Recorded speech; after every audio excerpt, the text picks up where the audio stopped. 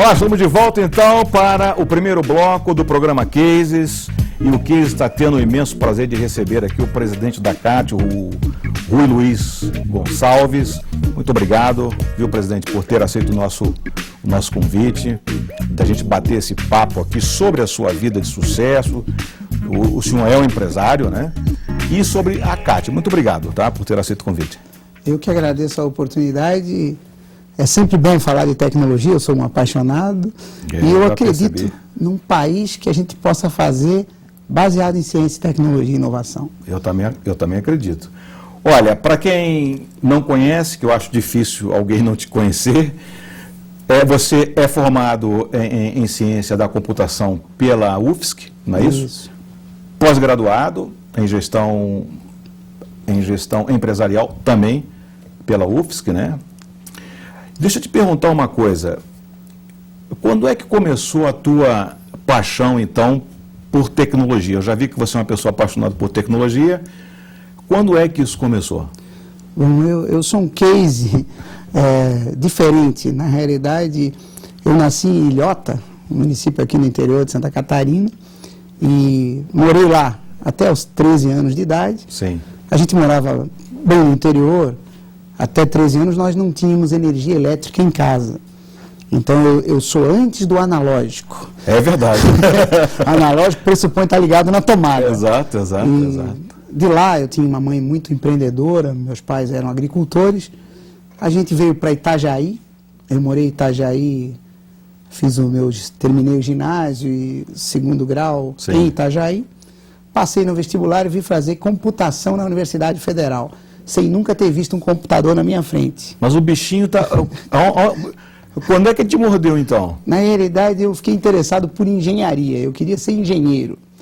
Lá perto da nossa casa, lá no interior, em Ilhota, Sim. os fuzileiros navais da Marinha foram fazer um acampamento de sobrevivência na selva. Imagina o local. O local que você morava. E lá um engenheiro, um tenente na época, a gente era garoto, 6, 7 anos de idade, Sim. fez uma ponte num rio que tinha sido cortado lá, e fizeram alguns acampamentos, e era trabalho de engenharia.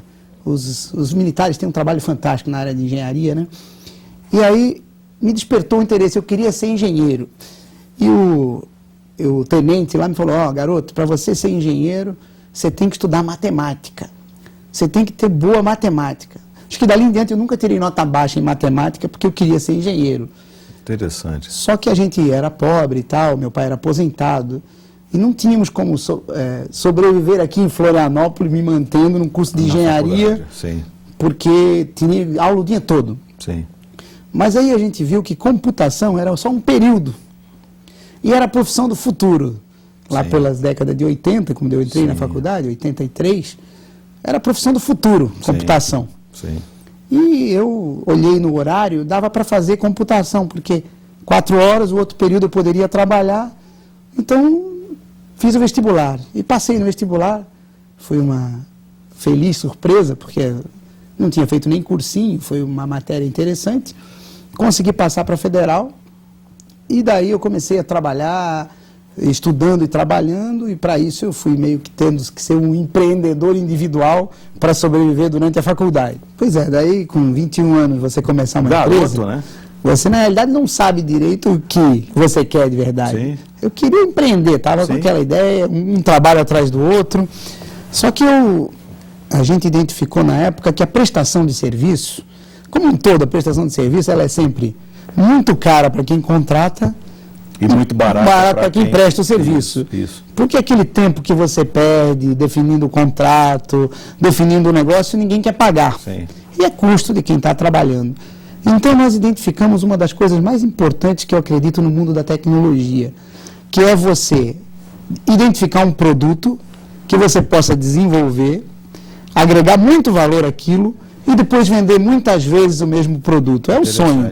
É igual um filme, você produz e reproduz muitas vezes. Isso. Né? Então, com esse conhecimento, nós começamos a identificar áreas de interesse, onde a gente poderia ser extremamente competitivo.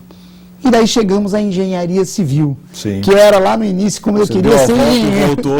Voltou para na engenharia. Então, eu tinha um amigo que fazia projetos de estruturas, de prédios e tal, fazia à mão aquilo. Sim. E ali a primeira vez que eu achei que ficava rico foi quando eu identifiquei que eu podia fazer um programa de cálculo estrutural. Que legal. Agora, vamos falar um pouco da CAT. Como é que você está na CAT, como é que isso aconteceu? Bom, E quando surgiu a CAT, né? E o que é a CAT? pois é, a CAT tem uma história muito interessante. Então foi criada aqui a primeira incubadora de empresas de tecnologia do Brasil. Ah, foi aqui? Foi aqui em Florianópolis. Foi lá no prédio onde é a sede da CAT hoje, a incubadora criada pela Fundação CERT. E ali nasceram as primeiras 7, 8 empresas de tecnologia do município de Florianópolis. Para você ter uma ideia da dimensão desse negócio hoje em Florianópolis, é o maior PIB do município, o maior empregador, são quase 550 empresas de tecnologia só no município de Florianópolis, fora as que já nasceram aqui, foram para São José, Palhoça, Biguaçu. Sim. E esse movimento todo, eu acompanhando isso, fui convidado a participar do associativismo da ACAT, aí fiquei vice-presidente do Alexandre Dávila, que era o antigo presidente da ACAT, só que a nossa atividade é uma atividade sustentável, Sim. porque você não vê um chaminé das nossas empresas, É verdade. são 550 empresas no município sem chaminé. Emprega-se num edifício de 5, 6 mil metros, 600 pessoas, né? Então, emprego, altíssima densidade de verde, emprego, né? não geramos poluição, não geramos Verdade. transporte. A produção do software feita em Florianópolis, da tecnologia, mais de 85% é vendido fora do estado de Santa Catarina. É mesmo? Então, quer dizer, é um turismo sem o turista, porque nós trazemos só o dinheiro para a Sim, cidade. sim, né? sim. A divisa fica aqui. E divide isso, é uma atividade que 50% desse faturamento vira salário. Sim. E o salário é a injeção direta no comércio, Exatamente, no consumo do exatamente. município, aumenta o poder aquisitivo. Exatamente. Aí você vê essa densidade de carros no mercado, consumo nos shoppings, né, nos cinemas, tudo isso gerando a partir de uma geração de valor a partir do trabalho das pessoas, que vem da educação, que vem do conhecimento, da ciência, da tecnologia. Tecnologia e inovação. Eu ia te perguntar sobre apagão de mão de obra. Como é que afetou a associação? Ou não afetou? Acho que isso vem afetando desde a criação. Mão de obra qualificada é um problema que nós viemos enfrentando todo esse tempo que as empresas estão nascendo e crescendo. Sim, sim. Nós criamos em Florianópolis em torno de 30 a 40 empresas novas por ano mesmo? de tecnologia.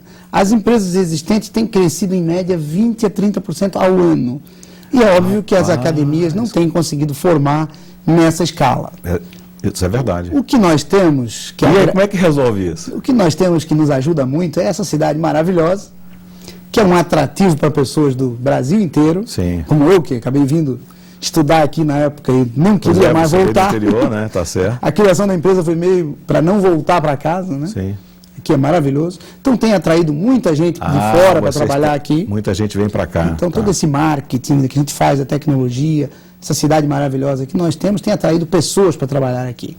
E nós estamos trabalhando uma parceria forte aí com o governo do estado, né, a Secretaria de Desenvolvimento Sustentável, o deputado Paulo Bornhausen, o governador Raimundo Colombo assumiu e nós estávamos de posse de um mapeamento de recursos humanos que a gente fez no município com apoio da prefeitura. Sim. A prefeitura nos financiou, a gente fez um mapeamento nas nossas empresas e descobrimos mais de 1.000 vagas abertas. Entre programadores, analistas, só na área tecnológica.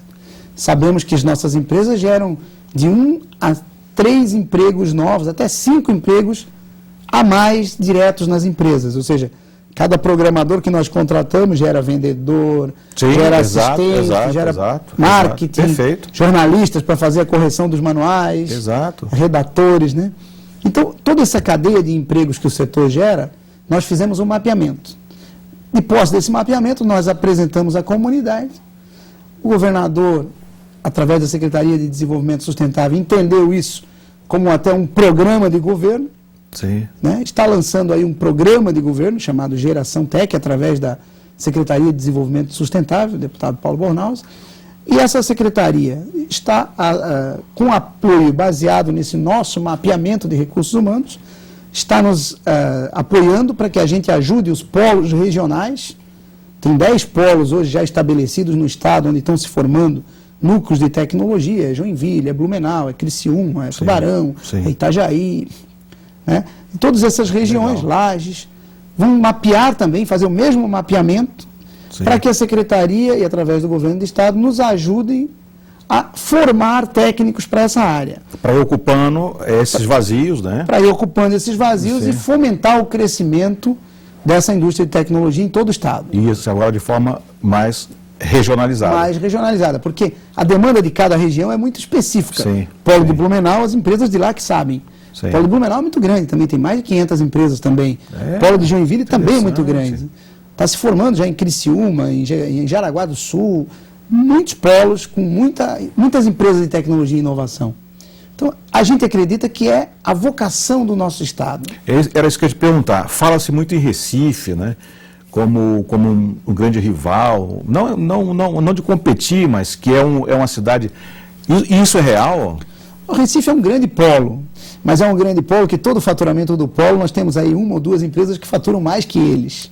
Então, na realidade, os nossos rivais hoje é São Paulo, que é bem distribuído, que é tudo multiplicado por 10 em São Paulo. Sim. Rio de Janeiro, que foi muito fomentado. Sim. E Minas Gerais, são os polos maiores. As maiores cidades, Os outros estados e as outras regiões ainda são muito diferentes de Santa Catarina. O modelo catarinense é um modelo inovador em termos de Brasil. Interessante. Por quê? Porque aqui nós temos gerado empresas nossas, com nossas marcas. Nós temos mais de 500 marcas fortes no estado que conhecem o mercado brasileiro inteiro, que já é conhecida, que vendem para o Brasil inteiro. Então é daqui que nós acreditamos que vai sair a primeira Google brasileira, a primeira IBM brasileira, porque nós temos capacidade. Isso. Games é muito forte aqui, né? Games é o maior polo de empresas de games do Brasil aqui em Florianópolis. E games, para nós da associação, que defendemos a atração dos jovens para o setor de tecnologia, a gente vê como uma grande bandeira de atração dos jovens para o setor de tecnologia. Sim. Porque um jovem, para programar um game, ele tem que ser bom em matemática, ele tem que estudar lógica, tem que saber programar, mexer com internet. Sim. E hoje nós estamos com um problema na educação básica. A gente acredita até que a gente poderia inserir games para ensinar matemática, para ensinar lógica. Inverter, né? Inverter a ordem. Interessante. Alfabetizar com games. Boa ideia. E a gente acredita que nessa defesa nós vamos conseguir inserir melhor e chamar a atenção dos jovens para o setor de tecnologia. Aquilo que me despertou o interesse lá em ser engenheiro no passado precisa acontecer na vida dos meninos hoje, para que eles tenham uma motivação para ir para a escola. É verdade. Você imagina num tempo de greve desse, o aluno sem nenhuma motivação, sem nenhum interesse, como é que nós vamos trazer esse jovem para querer estudar? Né? É verdade. Nós teríamos que estar tendo uma pressão em cima de voltar essa greve pelos alunos. E hoje e você pode criar um desafio bem diferente para que ele vá espontaneamente com alegria. Isso, buscar a motivação no jovem. Acho que é essa a grande função do game, e a Univale vai dar um grande ponto positivo para a gente. Olha, o nosso tempo está terminando. Olha, Rui Luiz Gonçalves, muito obrigado por ter aceito o nosso convite, foi um papo muito legal. E você, muito obrigado aí pela sua audiência, pelo seu carinho, espero vê-los no próximo Case. Eu desejo agora a vocês sucesso e boas vendas. Tchau!